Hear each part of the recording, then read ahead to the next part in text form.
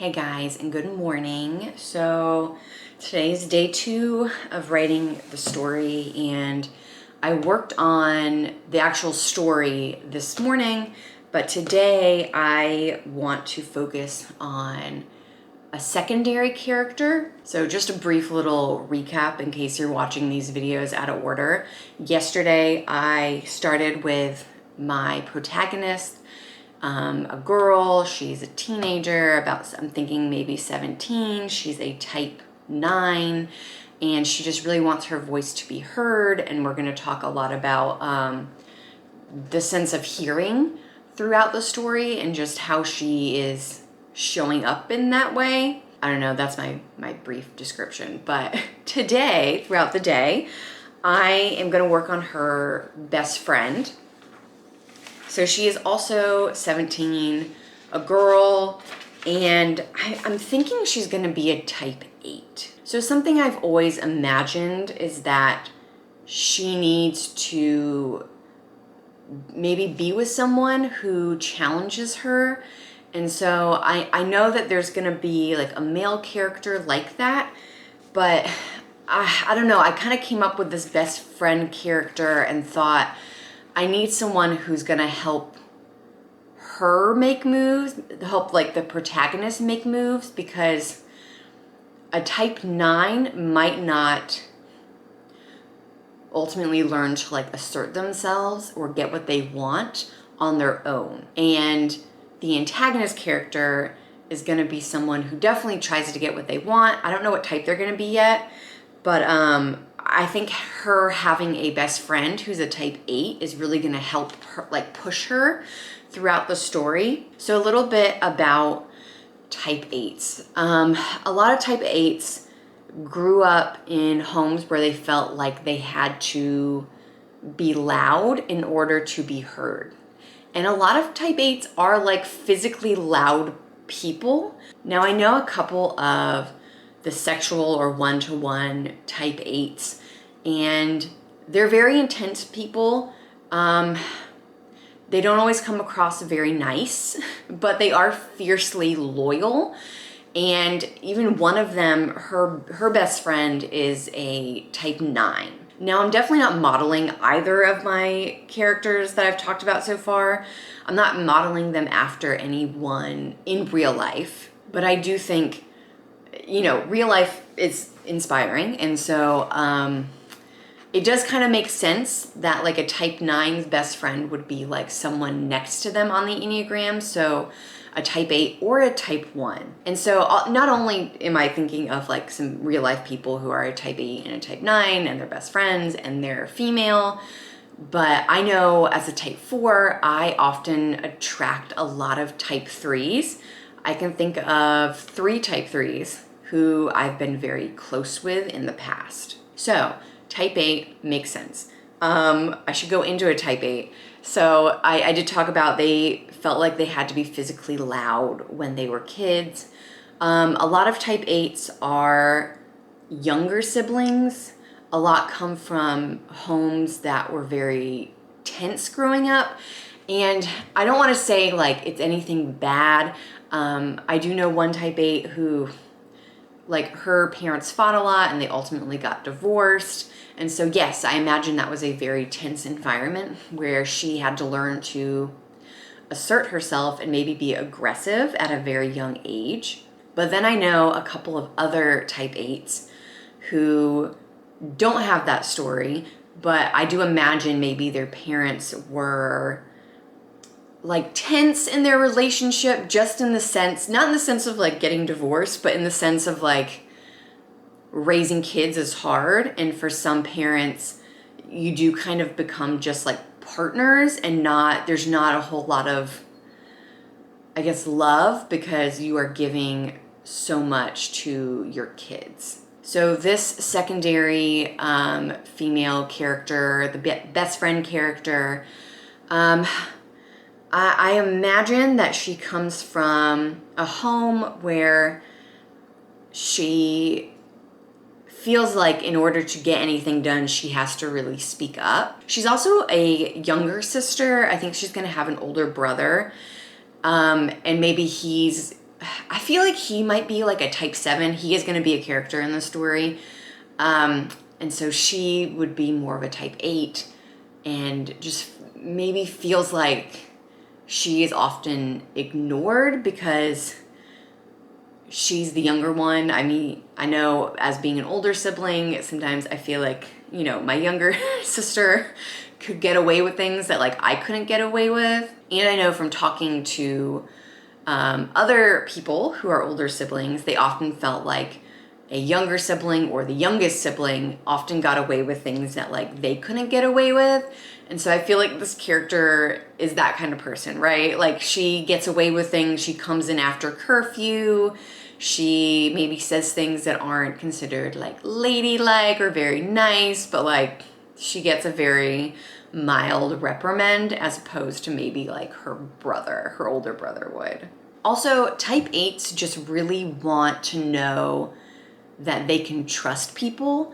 They are people of their word, right? Like if a type 8 says, I'm gonna do this or I'm not gonna do this, they mean it and it's going to happen. And oftentimes, especially at younger ages, and I feel like this would be appropriate for my character because she's a teenager, but oftentimes type 8s look for flaws, right? Like they're looking for what's wrong with you and not what's right with you. They're not looking for the good necessarily.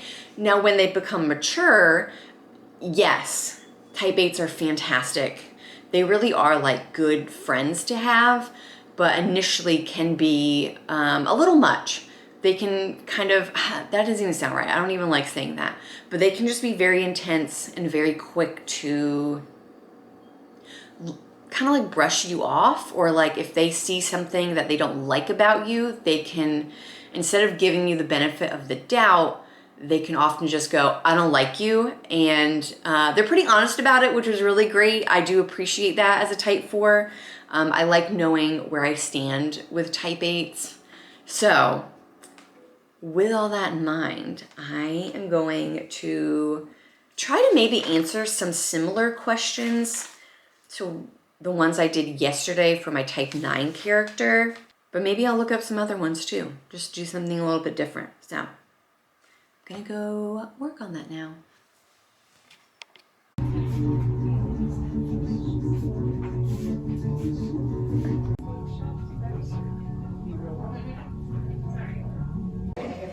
No, that's where's my glove? Because it's all just like random. There's four hidden. That's great. What is it? Yeah, I imagine it's great, but I imagine there's like. You also have this. So we're going to say that that boat and those boats are the same size. Yeah. Like over there.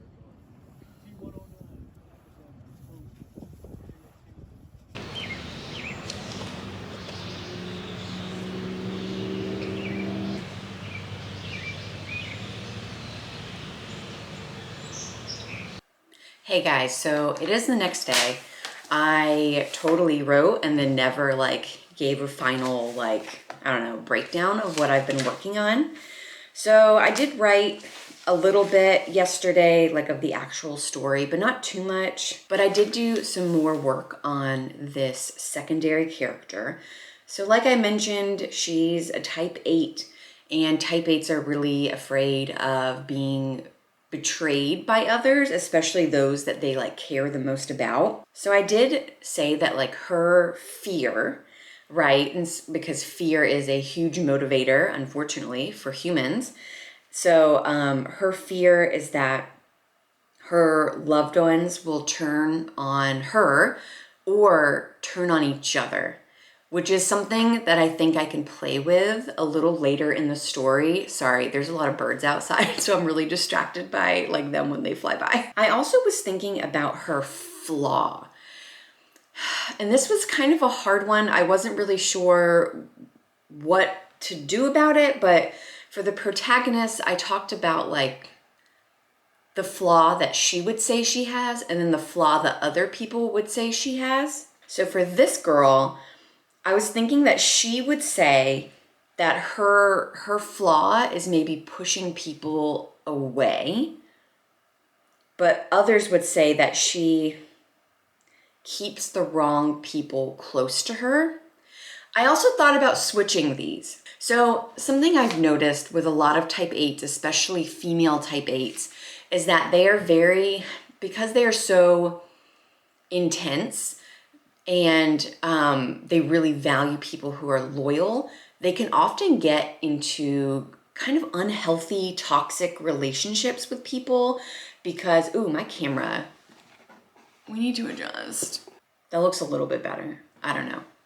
Anyways, so a lot of type 8 females get into toxic relationships because they feel like this person is loyal to them. However, this person might also expect more out of them than is like healthy. And I think a lot of people, men and women, have been in relationships with people where, you know, they think this person cares about them and they probably do, but the person maybe like, you know, they're like, why didn't you call me back? You should have called me back immediately. And you're like, I was at work. I can't call you back immediately. You know, like things like that. And type 8s being very, trying to think of how to say it, being like all or nothing people, right? They're the kind of people who they give 100% in everything they do. I think what I've noticed is that sometimes type 8s can not want to quit, right? Like they're just like, I don't want to quit this. Like this person is a good person. They have a good job. They have family that cares about them. And so sometimes they can push things aside that are maybe not good or unhealthy or like red flags or yellow flags just for the sake of like not wanting to quit on this person or on the relationship. I don't feel like I said that succinctly, but I say it because I do know, I can think of 2 type 8 women off the top of my head who were in these long-term relationships with guys who weren't necessarily bad people, but they kind of expected more than the type 8 could give. Things like one of these type 8s, she had a new job and was working like at least 10 hours every day. And when she would get home, her significant other would like jokingly but seriously make comments about like, oh, were you just hanging out with your boyfriend? Or like, are you having an affair? And it started as a joke and then it became like not funny. Not that he was abusive, but it just became like, do you really think I have like a boyfriend? Like I'm with you and not with someone else. So that's kind of the pattern I have seen with a lot of type 8s. And it doesn't just have to be women. I'm sure there are men out there too. I just happen to know several type 8 women. So anyways, to go back to the character, I don't know if she would say her flaw is that she pushes people away, or if she would say her flaw is that she chooses the wrong people in her life.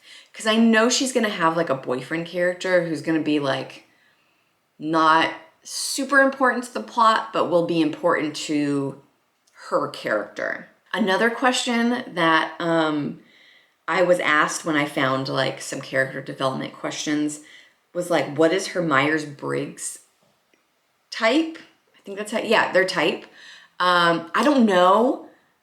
I went through each letter and I'm not sure if she's an introvert or an extrovert quite yet. So I don't know her exact type, but I thought that was a good question. And that is definitely something I am going to explore because I do think a lot of type 8s are more on the extrovert side.